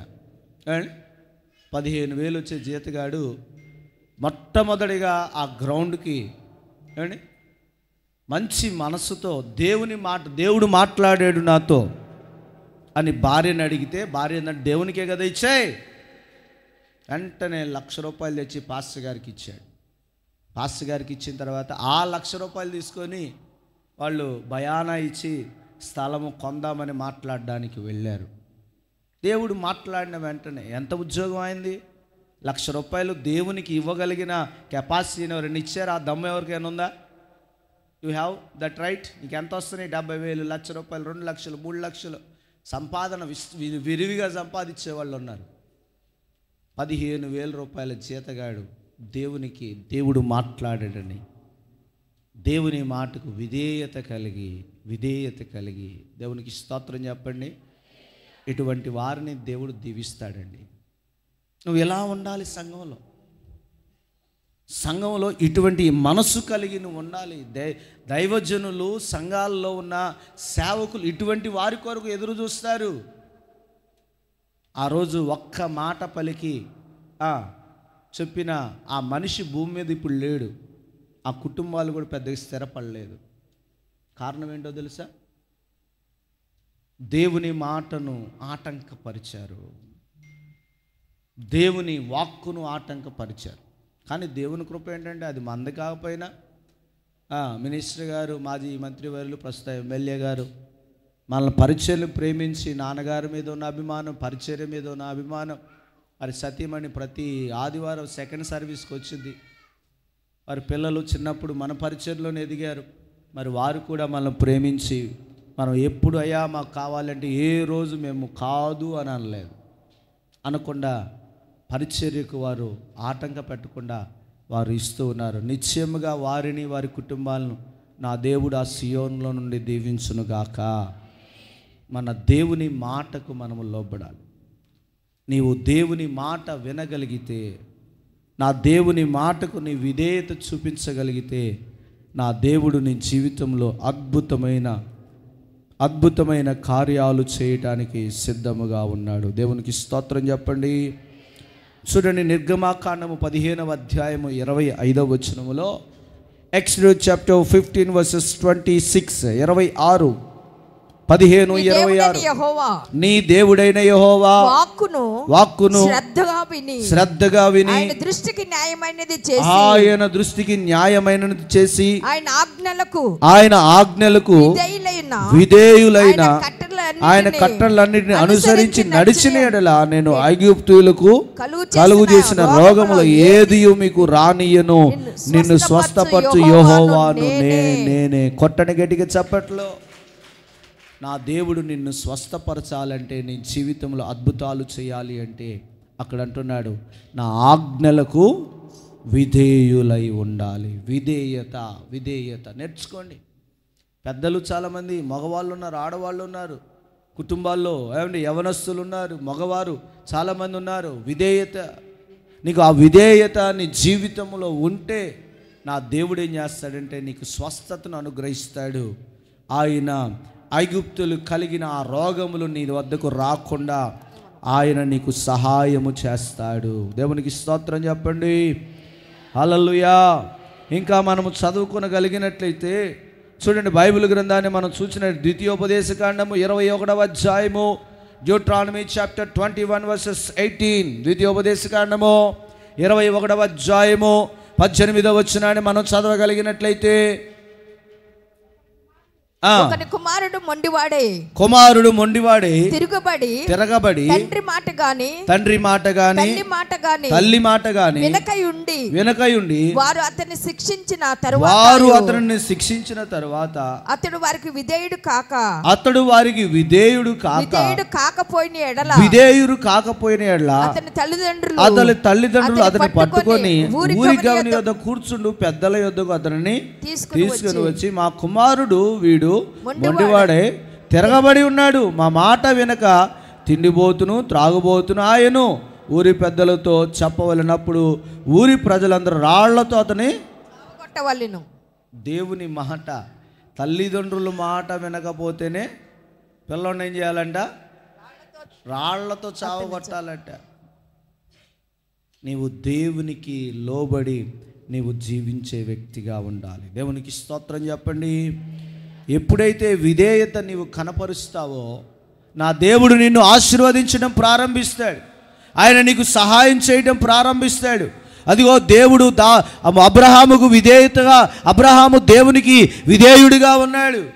దేవుడు చెప్పిన వెంటనే తన భార్యకి చెప్పకుండా పిల్లను తీసుకున్నాడు. గబగబా పొద్దున్నే లేచాడు, కట్టెలు కొట్టాడు, కట్టెలు తీసుకున్నాడు, తన కుమారుని మీద పెట్టుకొని ఆ మోరియా పర్వతానికి వెళతా ఉన్నాడు. పిల్లవాడు అడుగుతాడు, ఇస్సాకు అడుగుతున్నాడు, నానా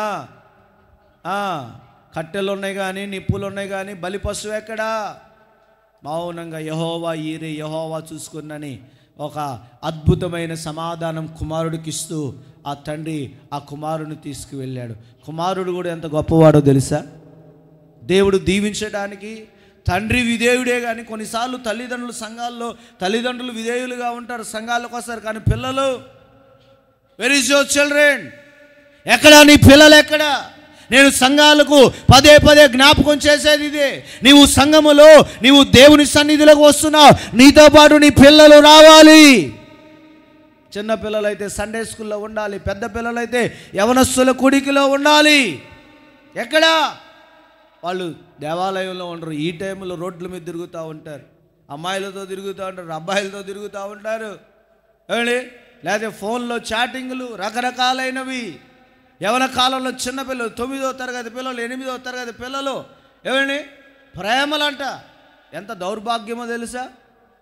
8, 9 తరగతి చదువుతున్న పిల్లలకు ప్రేమ తెలుసా? నీ కూతురు ఏం చేస్తుందో? తల్లి, నీ కొడుకుని ఇంట్లో వదిలేసి వచ్చావు, కూతుర్ని ఇంట్లో వదిలేసి వచ్చావు, ఫోన్ ఇచ్చి ల్యాప్టాప్ ఇచ్చి వాళ్ళు తెలివిగా తప్పించుకోవడానికి ఏం చేస్తున్నారు? ఆన్లైన్ క్లాసులు. Mummy Sunday online class. Sunday online క్లాసులో ఎవరితో చాట్ చేస్తున్నారు తెలుసా? ఏమండి, నా కొడుక్కి వాడు స్కూల్ నుంచి వచ్చిన తర్వాత వాడికి ఏం చేశామంటే ట్యూషన్ పెట్టాం. ఈ ట్యూషన్ ఏంటంటే వాళ్ళ క్లాస్ టీచరే వాళ్ళకి ఆన్లైన్లో క్లాస్ చెప్పిద్ది అనమాట. అంటే వాడు ఇక్కడ ఫోన్ పెట్టుకొని ఆన్లైన్లో కరెక్ట్గా 6:30కి ఆ క్లాస్ స్టార్ట్ అయింది. 6:30 క్లాస్ స్టార్ట్ అయింది. ఆమె ఉన్నంతసేపు వీళ్ళు ఒకసారి నేను అబ్జర్వ్ చేయడానికి వెళ్ళా, అసలు వీడేం చేస్తున్నాడని. వాడు ఏం చేస్తున్నాడంటే చక్కగా మేడం ఉన్నంతసేపు వణుకుతున్నాడు, ఆమె చెప్పింది చేస్తూ ఉన్నాడు, ఆమె ఏది చదవమంటే అది చదువుతూ పెద్ద పెద్దగా చదువుతూ ఉన్నాడు, అన్నీ చేస్తూ ఉన్నాడు. ఎప్పుడైతే ఆమె ఇప్పుడే వస్తానో, ఆమె ఏదో ఇంట్లో కూరో లేకపోతే ఏదో కూరగాయలు వచ్చినాయో లేదా ఏదైనా ఆర్డర్ ఏదైనా వచ్చిందో బయటకు అలా వెళ్ళి ఇప్పుడే వస్తాననగా వీడు ఏం చేస్తున్నాడు, వెంటనే వాడు ఫేస్బుక్ వాడు వాట్సాప్ ఆఫ్ చేసి వాళ్ళ ఫ్రెండ్స్తో వాళ్ళ మేడంతో ఆఫ్ చేస్తాడు, వాళ్ళ ఫ్రెండ్స్తో ఏ బాగున్నావా, ఏ విని, ఏ రాకేష్ బాగున్నావా అంటున్నాడు. ఏంట్రా వీడు ఏ అన్నాడు, క్లాసులో చదవాల్సింది ఏబిసిడీలు ఏ అన్నాడు, ఏంది అని చూస్తే వాడు ఏం చేస్తున్నాడు. చిన్న పిల్లవాడే అలా చేస్తున్నాడంటే ఇక పెద్ద పిల్లలకి ఏం చేస్తారో ఆలోచించండి అమ్మా. పెద్ద పిల్లలు ఏం చేస్తారో ఆలోచించండి. పిల్లలకు జ్ఞానం తెలివిని నేర్పించడం తల్లిదండ్రుల బాధ్యత. చిన్న వయసులో పెళ్ళిళ్ళు చేసుకోవటం, చిన్న వయసులో ప్రేమలో పడటం, చిన్న వయసులో గర్భం ధరిస్తే ఏంటి సమాజం ఎక్కడికి వెళుతుంది? ఈ ప్రేమ మొత్తులో పడిపోయి పిల్లలు ఎంత జీవితాన్ని నాశనం చేసుకున్నట్టు తెలియట్లా. ఆ శరీర ఆశ, ఆ కోరిక తీరిపోయిన తర్వాత ఏమండి పిల్లలకి ఏం తెలుసు అండి? పిల్లలకి ఏం తెలుసు?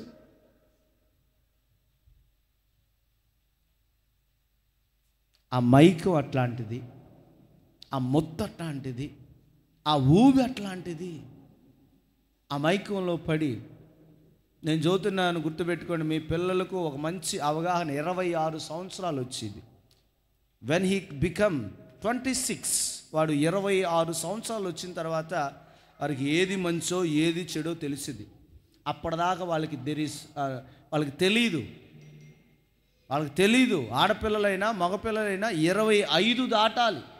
అకార్డింగ్ టు ద సైంటిఫికల్ ప్రూఫ్ ఏంటంటే 25 సంవత్సరాలు దాటిన తర్వాత మంచి చెడు నిర్ణయించగలిగిన తెలివి వాళ్ళకి వచ్చింది. అప్పటిదాకా వాళ్ళలో ఉండేది ఉడుకు రక్తం, ఆవేశం.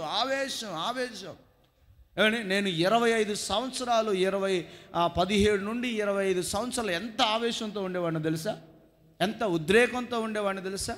కానీ ఇప్పుడు ఆ ఆవేశం లేదు, ఇప్పుడు ఆ ఉద్రేకం లేదు. నేను ఆవేశంలో ఎన్ని అఘాయిత్యాలు చేశానో, ఎంతమందిని కొట్టానో. ఏమండి ఆ వయసులో నన్ను ఎవడైనా రోడ్డు మీద నడుస్తాను కింద నుంచి పై దాకా చూడంగానే వాడిని మన మెస్సయా ప్రార్థనా మందిరం కారు ఏది అప్పట్లో టాటా సుమోని వేసుకొని, ఏమండి మీరు మొన్న అక్కడ పెళ్ళికి వెళ్ళారు, మీ అదేంటి పలకలూరు డంపింగ్ యార్డ్కి తీసుకెళ్ళి భయంకరంగా కొట్టేవాళ్ళం తెలుసా. కొట్టేటప్పుడు వాడు ఏడ్చేవాడు, రే నన్ను కొట్టడం కంటే చంపేయడం, ఒక్క పోటు పడవాడు చచ్చిపోతాను రా అనేవాడు. ఎందుకు కొట్టేవారా అంటే ఏమి లేదు, నన్ను కింద నుంచి పైదావు, నేను వెళ్తుంటే నన్ను కింద నుంచి పైదావు చూశాడు అంతే, ఏం రీజన్ లేదు, అంత ఆవేశం. ఆ ఆవేశం 25 దాటిన తర్వాత తగ్గిపోతా వచ్చేసింది. రేపు 29 నెల 29కి నాకు 39 వస్తాయి. 39. ఇప్పుడు ఆవేశం లేదు, ఇప్పుడంతా దైవ ఆవేశమే. దేవుని సన్నిధిలో ఎలా పరిశుద్ధంగా బ్రతకాలి, సంఘాన్ని ఎలా బలపరచాలి, ప్రజలను ఎలా నడిపించాలి, దేవుని రాకడ కొరకు ఎలా సిద్ధపరచాలి, దేవుని సన్నిధిలో ప్రజలను ఎలా నడిపించాలి, దైవ ఆవేశం. అర్థమవుతుందా? చిన్న పిల్లలను ఏం చేస్తున్నారు నీ పిల్లలు? కానీ ఇక్కడ అబ్రహాము కుమారుడైన ఇస్సాకు ఎంత గొప్ప మనసు తెలుసా. ఆ మోరియా పర్వతాన్ని బలిపీఠం కాడికి తీసుకెళ్ళిన తర్వాత తండ్రి చెప్పలేక ఇస్సాకు ఎవరినో కాదు బలిస్తుంది, అడిగావే నువ్వు బలిపశువు అని. ఆ బలిపశువు ఎవరంటే నీవేరా ఆ బలివి. దేవుడు నిన్నే బలిగా ఇవ్వమన్నాడు, నిన్నే బలి అర్పణ చేయమన్నాడు.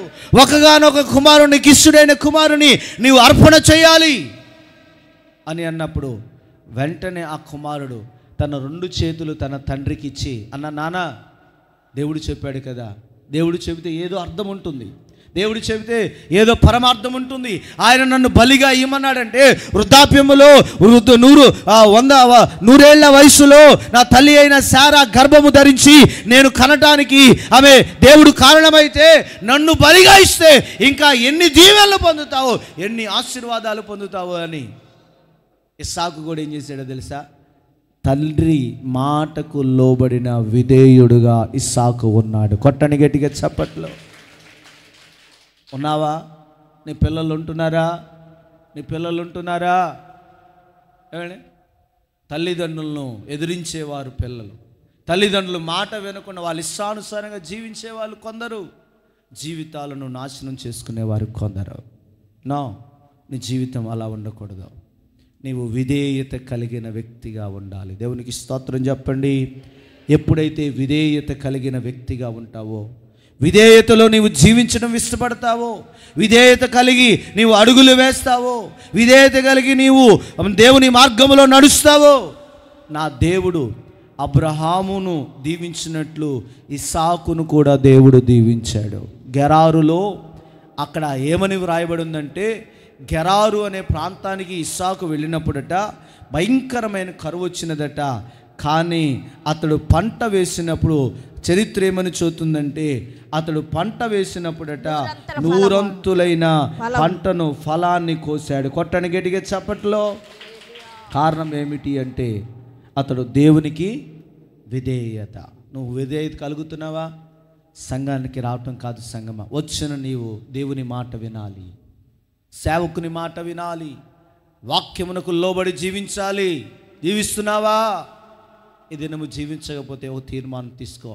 ఇదిగో లేఖనం అంటుంది, పరిశుద్ధ గ్రంథము చూస్తుంది, నీవు నాకు ప్రియుడవు కనుక దేవుడు నన్ను నీ వద్దకు పంపించాడని దూత చెప్పింది. నీవు నాకు ప్రియుడవు కనుక భయపడవద్దు.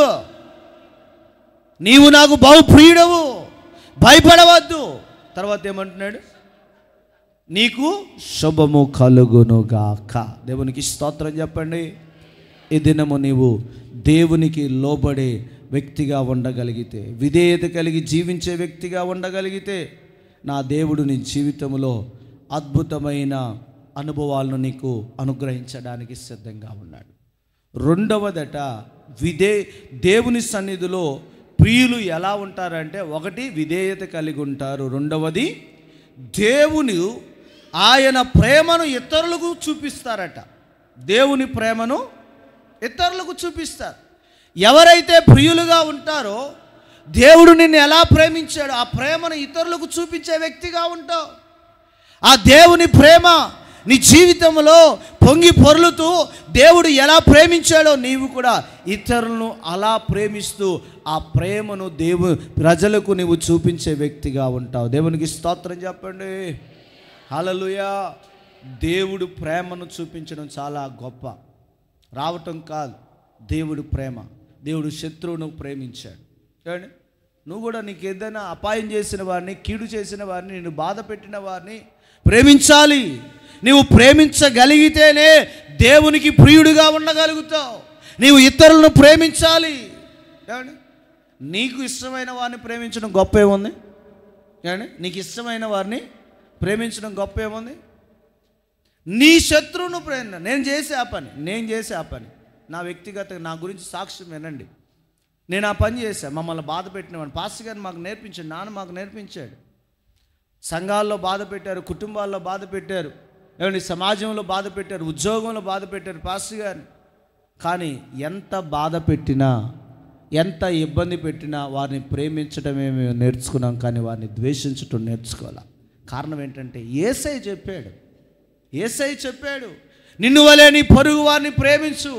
పొరుగు వారినే కాదు, నిన్ను దూషించిన వారిని, నిన్ను అవమానించిన వారిని, నిన్ను హింసించిన వారిని, నిన్ను బాధ పెట్టిన వారిని నీవు శత్రువుగా ఎవరు చేసుకున్నావో ఆ శత్రువును కూడా ప్రేమించటం. దేవునికి స్తోత్రం చెప్పండి.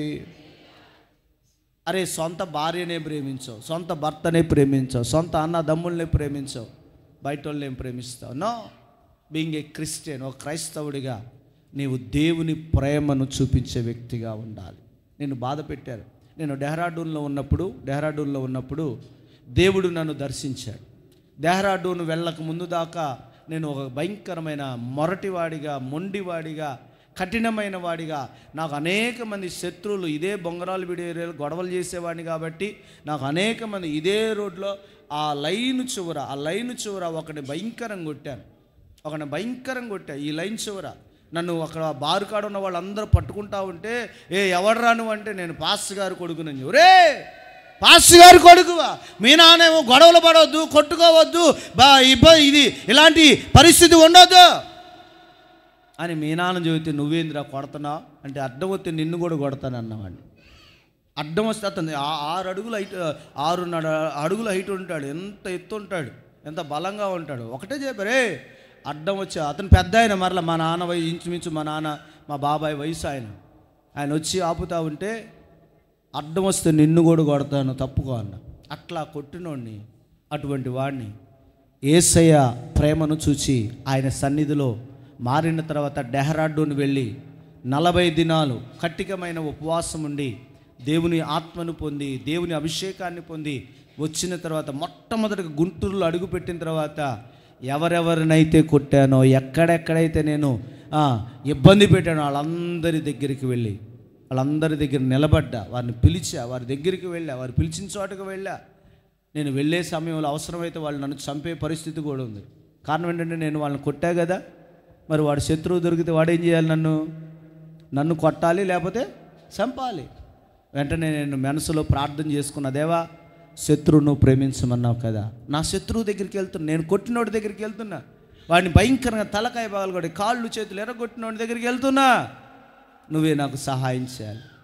నువ్వు చెప్పావు చేస్తున్నా, చేసేటప్పుడు వాడు నన్ను చంపినా నీ కొరకే, బతికినా నీ కొరకే సమర్పించుకొని వెళ్ళాను. వెళ్ళి వాడు దీన్ని పిలిచి వెళ్ళాను. వాడు ఆశ్చర్యపోతున్నాడు, వాడు వణుకుతున్నాడు, ఏంట్రా ఈడు పిలిచాడు నన్ను, ఈడు పిలిచాడు ఏంది, మరలా కొడతాడా, మరలా ఏం చేస్తాడంటే వెంటనే వాడిని వాటేసుకొని, బాబాయ్ నేను నిన్ను కొట్టారా, నేను నిన్ను బాధ పెట్టారా, నేను ఇప్పుడు మారిపోయాను, దేవుని సేవ చేయడానికి సమర్పించుకున్నాను, నన్ను క్షమించు అని అంటే వాడు బడబడ నీళ్ళు కన్నీళ్ళ కళ్ళంటి నీళ్ళు, అరే అసలుకి నీలో ఇంత మార్పు ఎలా వచ్చింది, అసలుకి ఇంత మార్పు ఎలా వచ్చింది, అసలుకి నువ్వు మారావా. మా ఇంట్లో వాళ్ళు కూడా ఇప్పటికీ ఆశ్చర్యపోతారు, నేను మారానా అంటే. ఏమండి, నేను మారానంటే ఇప్పటికీ ఆశ్చర్యమే. మా నాన్నకి నేను మారి 4 సంవత్సరాలు ట్రైనింగ్ వచ్చేదాకా వాళ్ళకి నమ్మకాలే, వీడు ఉంటాడా. నాలో మార్పు చూశారు. ఎందుకు చూశారో తెలుసా? యేసయ్య నన్ను ప్రేమించాడు కాబట్టి ఆ ప్రేమను ఇతరులకు వెళ్ళి చూపించా. నేను ఒక మాట చెప్పనా, కొంతమంది కాళ్ళు కూడా పట్టుకున్నా, కింద నుంచి తల నుండి పైదాకా కిందకు చూసే వాడిని కొట్టిన నేను వెళ్ళి కాళ్ళు పట్టుకొని, అయ్యా నన్ను క్షమించు, పొరపాటు అయిపోయింది, మందు దాగి నిన్ను కొట్టాను, కొంత కోపంలో నిన్ను కొట్టాను, ఫలానా పరిస్థితి కొట్టాను, నన్ను క్షమించు. ఇప్పుడు వాళ్ళందరూ నేను రోడ్డు మీద కనపడ్డా అనుకో, నా దగ్గరికి వచ్చి దండం పెడతారు, తాగుండి దండం పెడతారే, నా కొరకు ప్రార్థన చేయాలి, నా దగ్గర ప్రార్థన చేయాలి. శత్రువును ప్రేమించటంలో నా ఆశీర్వాదం తెలుసుకో సంగమా. దేవుని ప్రేమను చూపించటంలో ఉన్న గొప్పతనం తెలుసుకో.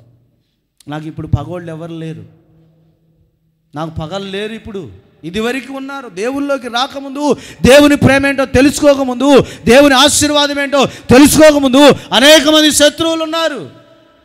కానీ ఎప్పుడైతే నా శత్రువును కూడా ప్రేమించి దేవుని ప్రేమను చూపించారు, అరే యేసయ్య నా కొరకు రక్తం కార్చాడు, నా కొరకు చనిపోయాడు రా, నేను చేసిన పాపాన్ని నాకు కడగటానికి ఆయన పరిశుద్ధమైన రక్తం కార్చాడురా, ఆయన నన్ను కాపాడాడు కనుక ఆయన ప్రేమను రుచి చూచిన నేను ఆ ప్రేమను నీకు చూపిస్తున్నాను, నన్ను కూడా క్షమించు అని అన్నప్పుడు వాళ్ళందరూ, ఇప్పటికీ చాలామంది రౌడీ షీటర్లు ఉన్నారు, ఏమండి పెద్ద పెద్ద నాయకులు ఉన్నారు, చాలామంది నా వయసు నాకంటే పెద్ద వయసు కలిగిన వారు నన్ను చూసి ఆశ్చర్యపోతూ ఉంటారు. గుంటూరు పట్టణంలో వాళ్ళందరూ నా దగ్గరికి వచ్చి చెప్పేది ఏంటో తెలుసా? చాలాసార్లు ఈ బార్ల నుండి తాగి వచ్చేవాళ్ళు చాలామంది నా స్నేహితులు ఉంటారు. వాళ్ళు తాగి వస్తా నన్ను చూసి దూరంగా వెళ్ళిపోతారు, అమ్మో నానిగాడు వచ్చాడు, అమ్మో వాడు వచ్చాడు. ఒకటే ఎందుకురా వాడిని చూసి వెళ్తావంటే, నీకు తెలియదు వాడి గురించి, వాడు ఇదివరకు ఇలా ఉన్నాడు, ఇప్పుడు మారిపోయాడు, వాళ్ళలాగా మారాలి. ఎంతమంది నా దగ్గరకు వచ్చి చెప్పేవాళ్ళు ఉన్నారు తెలుసా? నా కొరకు, నా కుటుంబం కొరకు మారాలని ప్రార్థన చేయ బాబాయ్, మావా, అల్లుడు, ఏమండి చాలామంది ఉన్నారు. వాళ్ళందరూ నా దగ్గరకు చూస్తూ ఉంటారు, నా కొరకు ప్రార్థన చేయి. కారణం ఏంటో తెలుసా? నేను దేవుని ప్రేమను వారికి చూపించా. సంగమా, క్రైస్తవులను పిలవబట్టడం గొప్ప కాదు, బైబిల్ పట్టుకొని రావటం గొప్ప కాదు, ఆదివారం ఆరాధనకు రావటం గొప్ప కాదు, నీవు నిజముగా దేవుని ప్రేమను చూపించగలిగే వ్యక్తిగా ఉండాలి.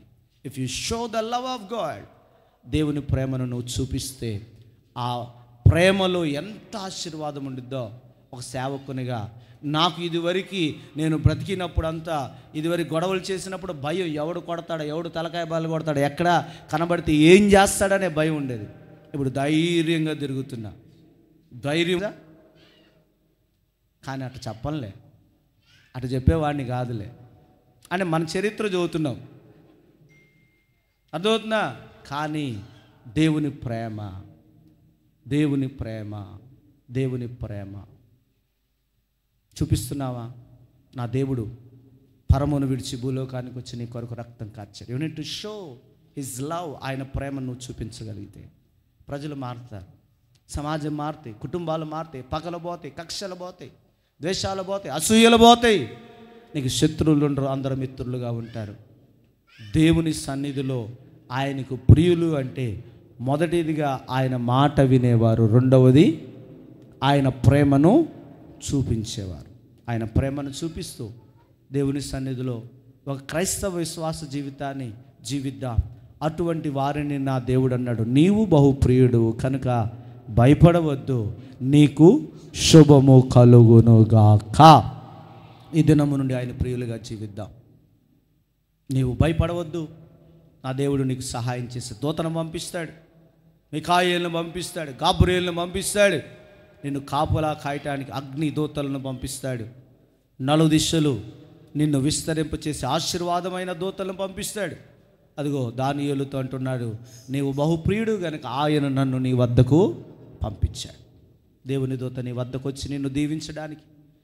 దేవునికి ప్రియుడిగా నీవు బ్రతకగలిగితే నీవు భయపడకుండా దేవుని సన్నిధిలో ముందుకు సాగగలుగుతావు. తీర్మానం తీసుకుంటావా? ప్రార్థన చేద్దామా?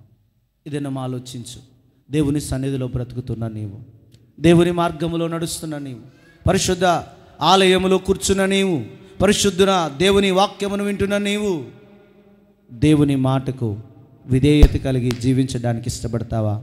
అదిగో నా దేవుడు అంటున్నాడు, దానియేలు నీవు బహుప్రియుడవు కనుక భయపడవద్దు, నేను నిన్ను నీ జీవితాన్ని ఆశీర్వాదకరంగా నడిపిస్తూ శుభములతో నడిపిస్తానని లేఖనాలు సెలవిస్తుంది. ఒక తీర్మానం తీసుకుందాం. ఒక తీర్మానం.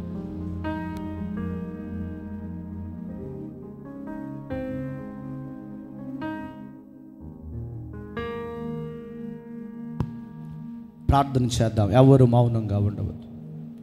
దేవునికి ప్రియునిగా నీవు ఉండగలిగితే, అదిగో దేవుని మాటకు లోబడిన అబ్రహాము ప్రియుడిగా ఉన్నాడు. కరువులలో కూడా దేవుడు అబ్రహామును దీవించాడు. సమస్యల్లో కూడా దేవుడు అబ్రహామును కాపాడాడు.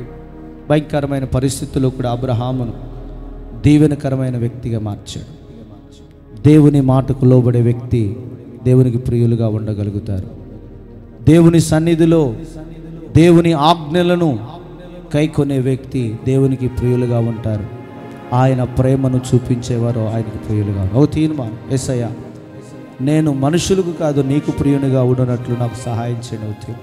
కృపగలిగిన తండ్రి, సర్వశక్తివంతుడు అయిన దేవ, ఈ రాత్రికాలం, ఈ ఉదయకాలం దేవుని సన్నిధిలో ఉన్న అయ్యా, నాతో మాట్లాడిన మాటలను బట్టి వందనాలు. నీ సన్నిధిలో నీ కృపతో నింపండి ప్రభా, నీ మహిమతో నింపండి. గొప్ప కార్యాలు నీ బిడ్డల ఎలా జరిగించండి. నీకు ప్రియులుగా నీ బిడ్డలు జీవించినట్లు, నీ సన్నిధిలో గొప్ప కార్యాలు చేస్తూ నీ మహిమతో నడిపించబడినట్లు నీ బిడ్డలను దీవించి, నీ సన్నిధిలో నీకు ప్రియులుగా బ్రతుకుతూ విధేయత కలిగి నీ ప్రేమను చూపిస్తూ అనేక మందిని నీ వైపు మలిచేవారిగా సహాయం చేసి నడిపించి బలపరచమని నజరేయుడైన యేసుక్రీస్తు వారి పేరట అడిగి వేడుకొని పొందుకొని ఉన్నాము తండ్రి. ఆమేన్, ఆమేన్. ఇది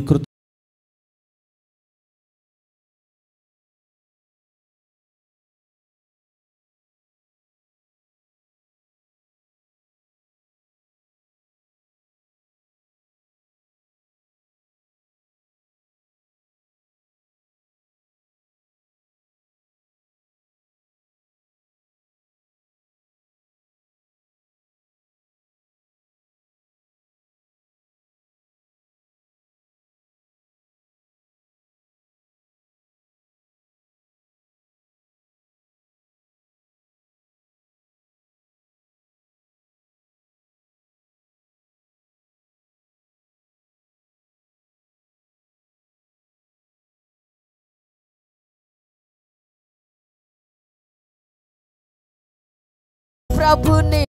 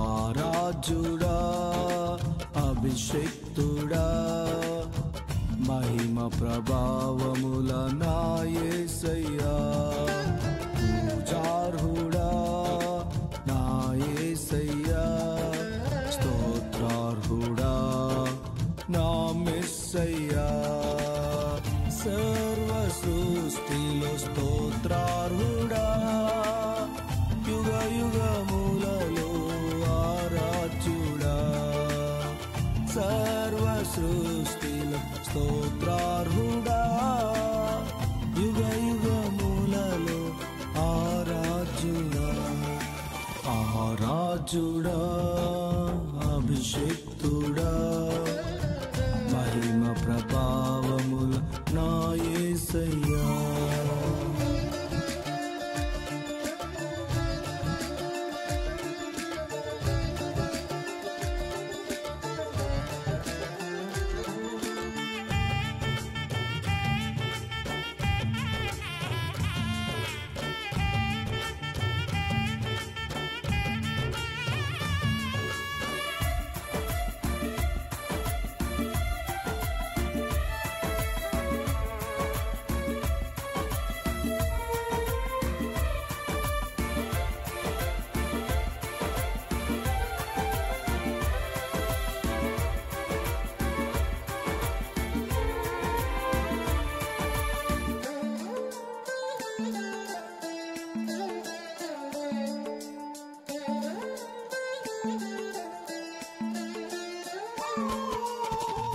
అపరాధినైన నన్ను ప్రేమించినావు అమూల్య రక్తముచే విమోచించినావు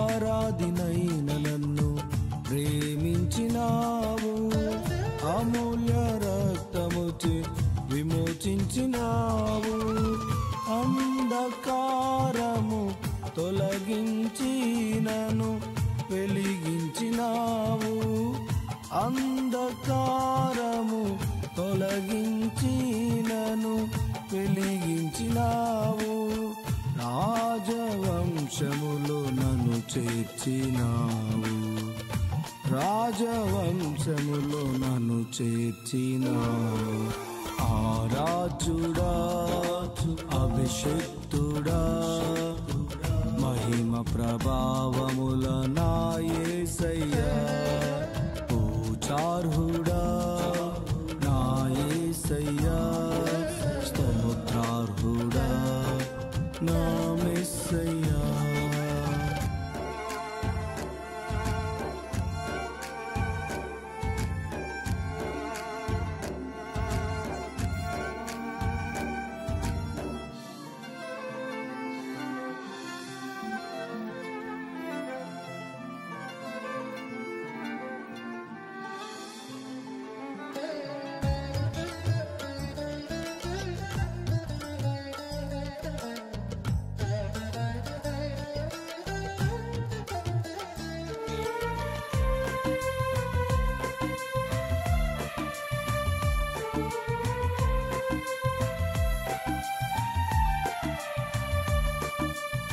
నా తోడు నీవై నడిపించుచున్నావు నీ రెక్కలలో బలపరచుచున్నావు.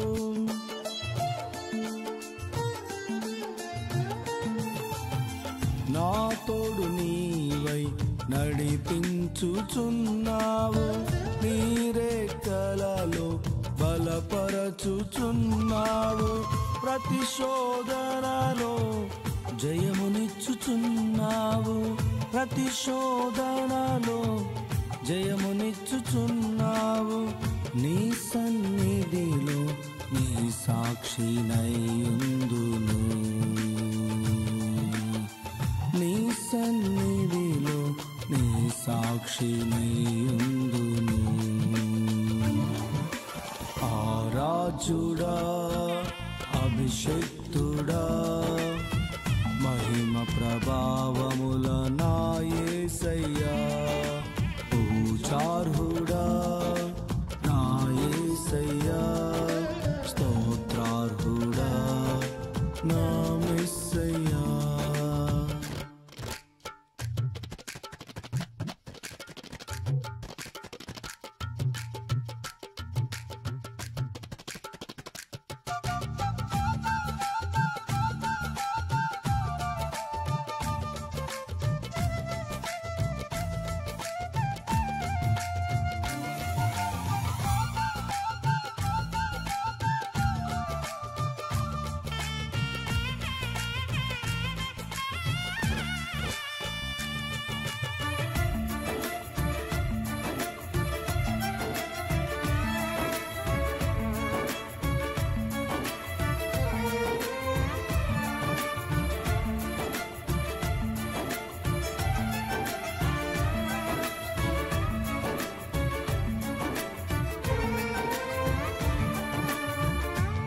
సముఖములో ఆరాధింతును.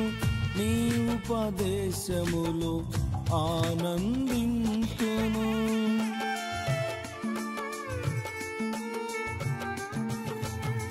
నీ సముఖములో ఆరాధింతును. నీ ఉపదేశమును ఆనందింతును. నీ నామములో ప్రార్థించెదను. నీ నామములో ప్రార్థించెదను. నీ కృపలోనే పరవశించెదను. నీ కృపలోనే పరవశించెదను. ఆరాజుడా అభిషేక్తుడా మహిమ ప్రభావముల నా యేసయ్యా. పూజార్హుడా నా మెస్సయ్యా. స్తోత్రార్హుడా నా యేసయ్యా. సర్వ సృష్టిలో స్తోత్రార్హుడా. యుగ యుగములలో ఆరాజుడా. సర్వ సృష్టిలో స్తోత్రార్హుడా. యుగ యుగములలో ఆరాజుడా. ఆరాజుడా అభిషేక్తుడా